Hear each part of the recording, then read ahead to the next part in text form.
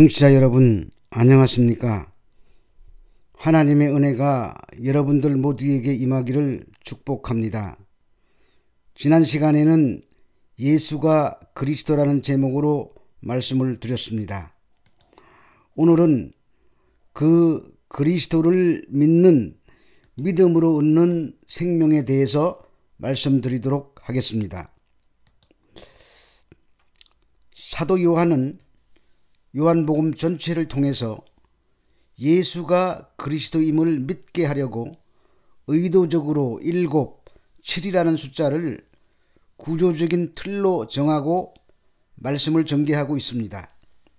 예를 들면 요한복음에는 7개의 표적을 기록하고 있습니다. 그 표적을 통해서 예수가 하나님이심을 증명하는 것입니다. 그리고 7번에 걸쳐서 예수님 자신이 하나님이심을 선포하시는 말씀을 기록하고 있습니다. 7번 나는 이다라고 예수님께서 말씀하십니다.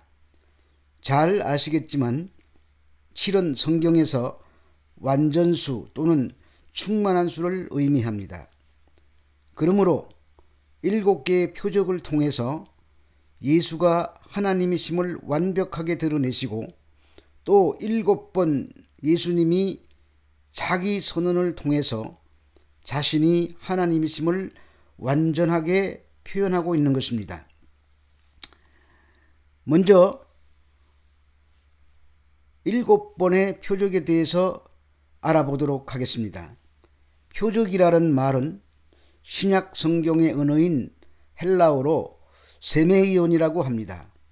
이는 어떤 징조, 표시를 의미하는데 마태복음에서는 예수를 파는 자가 파수꾼에게 예수를 넘겨줄 때 사전에 합의한 군호를 따라 입맞춤을 합니다.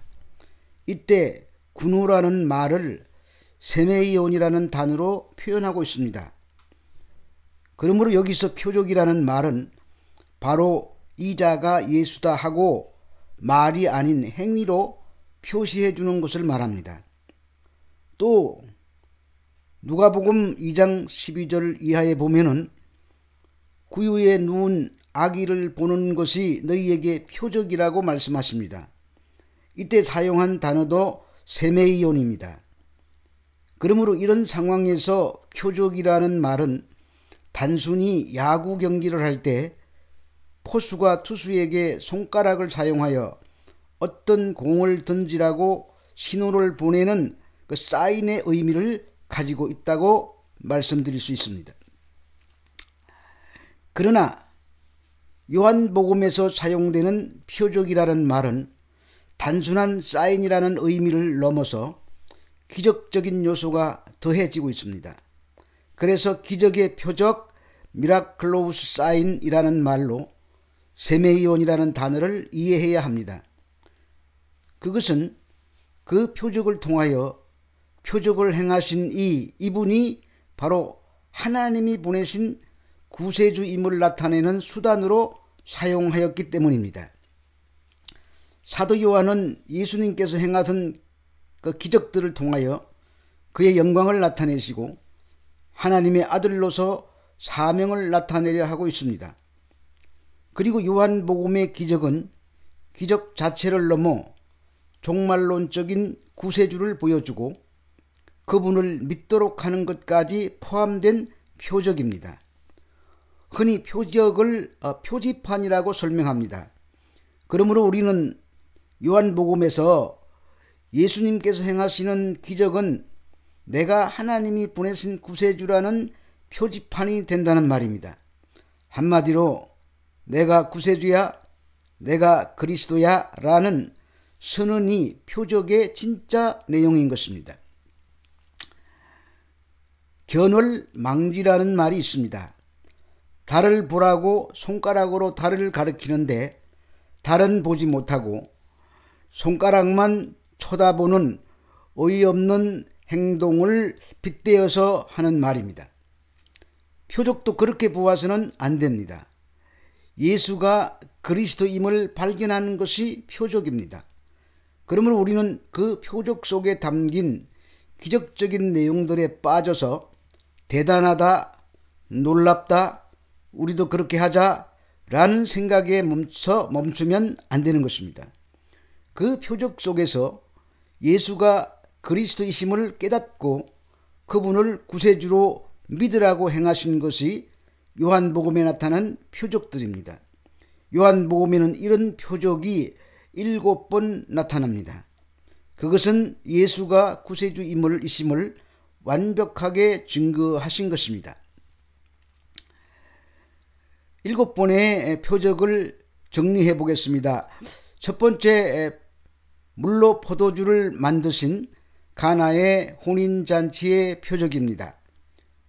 진정한 혼인잔치의 기쁨은 돌 항아리만 남은 형식적인 종교인 유대교가 아니라 물이 변하여 포도주가 되는 사건을 통해서 예수님의 보혈로만 에덴에서 잊어버렸던 기쁨의 잔치가 다시 시작될 수 있다는 메시지를 담고 있습니다.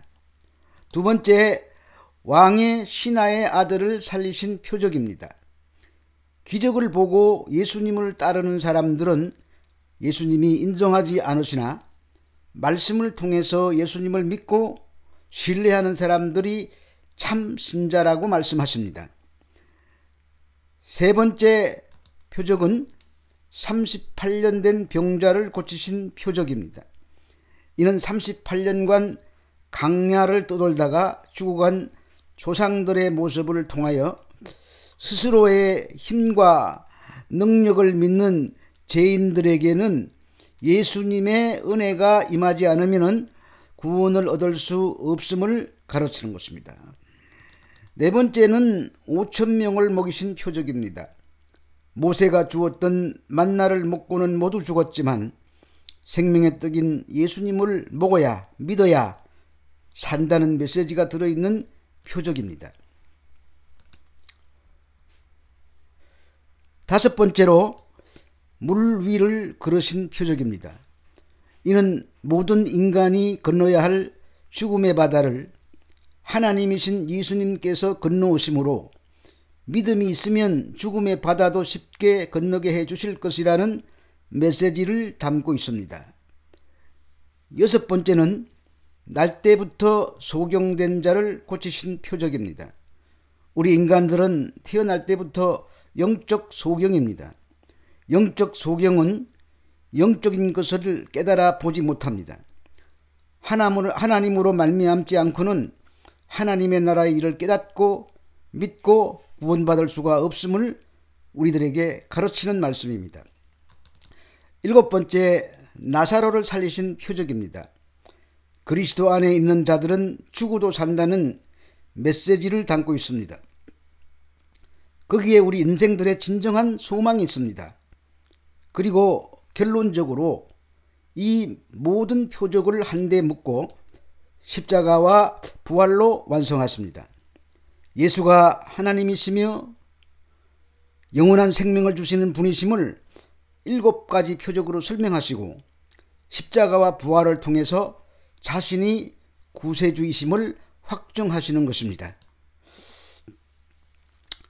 두 번째로 요한복음에서는 나는 나다라는 말이 7번 나옵니다. 이 말이 헬라어로 에고 에임이라고 합니다. 요한은 이 표현을 통해서 예수님이 하나님이신 것을 증거하는 것입니다. 이 하나님의 이름은 최초로 출애굽기에서 나옵니다. 하나님께서 모세를 애굽으로 보내시며 내 백성을 인도해 내라고 하자 모세가 하나님의 이름을 묻습니다. 그때 하나님께서 가르쳐 주신 이름이 나는 나다입니다. 히브리어로는 하야 아세르 하야라고 합니다. 헬라어로는 에고 에이미입니다. 그리고 영어로는 I am who I am입니다. 이는 나의 영원한 이름이요 대대로 기억할 나의 칭호라고 하십니다. 그러므로 예수님께서 자신을 가리켜 나는 나다라고 표현하시는 것은 내가 하나님이라는 말씀입니다. 그것도 7번씩이나 말씀하시면서 예수님 자신이 곧 하나님이심을 완전하게 증거하신 것입니다. 자, 그러면 두 번째로 첫 번째 요한복음 6장 47절에서 나는 생명의 떡이다. 에고 에이미 호 알토스 테스 조에스라고 하셨습니다. 이 말씀은 오병이어의 표적 이후에 하신 말씀입니다.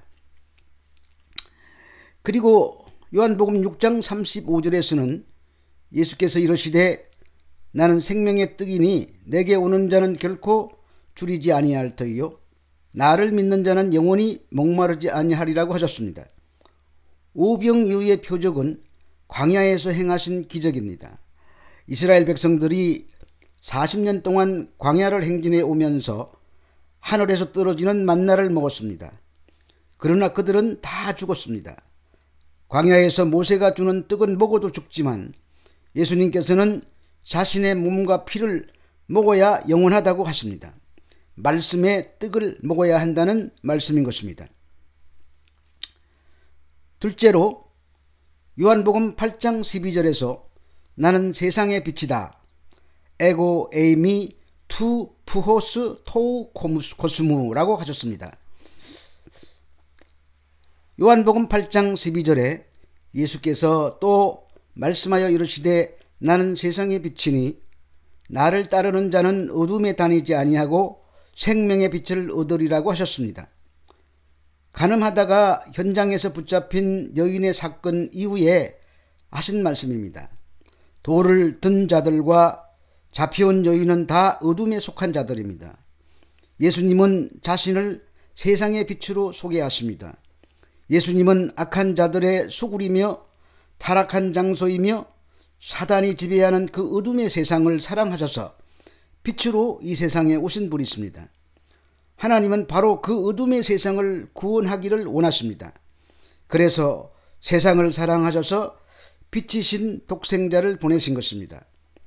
여기서 세상은 모든 사람을 다 포함한 단어가 아닙니다.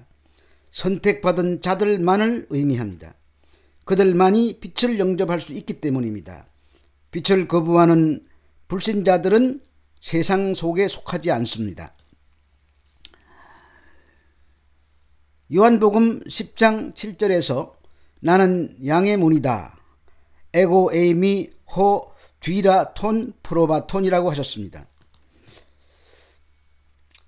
요한복음 10장 7절에서는 그러므로 예수께서 다시 이르시되 내가 진실로 진실로 너희에게 말하노니 나는 양의 문이라고 하셨습니다. 문은 출입구를 말합니다. 그러나 아무나 들어갈 수 없는 제한된 사람들만 들어갈 수 있는 곳이 문입니다. 양의 문은 반드시 양들만 들어가야 합니다. 다른 동물은 들어갈 수 없습니다. 오직 예수님의 음성을 듣고 따르는 자들만 양들이고 그들만 들어가는 문이 양의 문인 것입니다. 요한복음 10장 9절에서 10절에 보니까 내가 문이니 누구든지 나로 말미암아 들어가면 구원을 받고 또 들어가며 나오며 꼴을 얻으리라. 도둑이 오는 것은 도둑질하고 죽이고 멸망시키려는 것뿐이요 내가 온 것은 양으로 생명을 얻게 하고 더 풍성히 얻게 하려는 것이라고 말씀하십니다. 예수님은 문을 통해서 들어가서 무엇을 얻을 수 있는가를 설명하십니다. 먼저 구원을 얻는다고 하십니다. 그래서 그 문은 구원의 문입니다. 그리고 꼴, 즉 양식을 얻는다고 하십니다. 그 양식은 영생하도록 주어지는 생명 양식입니다. 마지막으로 생명을 얻고 더 풍성히 얻는다고 하십니다. 다른 생명과는 비교할 수 없는 풍성한 생명은 영원한 생명입니다. 넷째로 요한복음 10장 11절에서 나는 선한 목자다. 에고 에이미 호 포이멘 호 칼로스라고 하셨습니다. 요한복음 10장 11절을 보면은 나는 선한 목자라. 선한 목자는 양을 위하여 목숨을 버린다고 하십니다. 목자는 자신의 목숨을 버리면서까지 그의 양들을 살려내는 자들입니다. 요한은 예수님을 선한 목자로 소개하므로 십자가를 지고 죽으심으로 죄인들을 살려내실 것을 말하고 있는 것입니다. 선한 목자는 삭군 목자와 다르고 강도와 반대됩니다. 당대 종교 지도자들은 겉으로는 목자였지만 강도들과 다르지 않았습니다. 그들은 제사를 빌미로 백성들의 재물을 탐했고 과부들의 재산을 몰수했습니다. 오늘날도 그런 자들이 있습니다. 우리 주변을 자세히 살펴보고 그러한 자들이 있는지 알아야 되는 것입니다. 그러나 선한 목자는 오히려 양들을 위해서 존재합니다. 그들을 위해서 목숨을 바치고 꼴을 주는 자가 선한 목자입니다. 다섯째, 요한복음 11장 25절에서 나는 부활이요 생명이다. 에고 에이미 해 아나푸스타시스 카이 해 조에라고 말씀하셨습니다. 예수께서 이르시되 나는 부활이요 생명이니 나를 믿는 자는 죽어도 살겠고, 이 선언은 예수님께서 죽은 나사로를 살리기 위해 나사로의 집에 갔을 때 하신 말씀입니다. 마르다는 마지막 날에 대한 부활의 확신은 있지만 이 땅에서는 더 이상 소망이 없다고 말합니다. 그러자 예수님은 자신을 부활과 생명이라고 소개하십니다. 여기서 중요한 것은 나는 부활이다 그리고 생명이다 라는 표현입니다. 요한은 부활과 생명을 하나로 보고 있습니다. 예수님을 진정한 생명이라고 말씀하시고 또 선언하십니다. 그리고 그 안에 있는 생명이 사람들에게 비치는 빛이라고 말합니다. 생명과 빛이 연결되고 부활과 연결되고 부활은 새로운 생명으로 나아가는 것입니다. 여섯째, 요한복음 14장 6절에 나는 길이요 진리요 생명이다. 에고 에이미 해 오도스 카이 알레테이아 카이 조에라고 하셨습니다.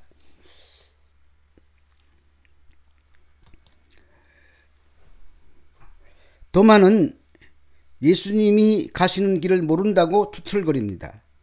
의심이 많았던 도마는 무엇인가 확실하게 알고 싶었을 것입니다. 그때 주님은 내가 곧 길이요 진리요 생명이니 나로 말미암지 않고는 아버지께 올 자가 없다고 말씀하십니다.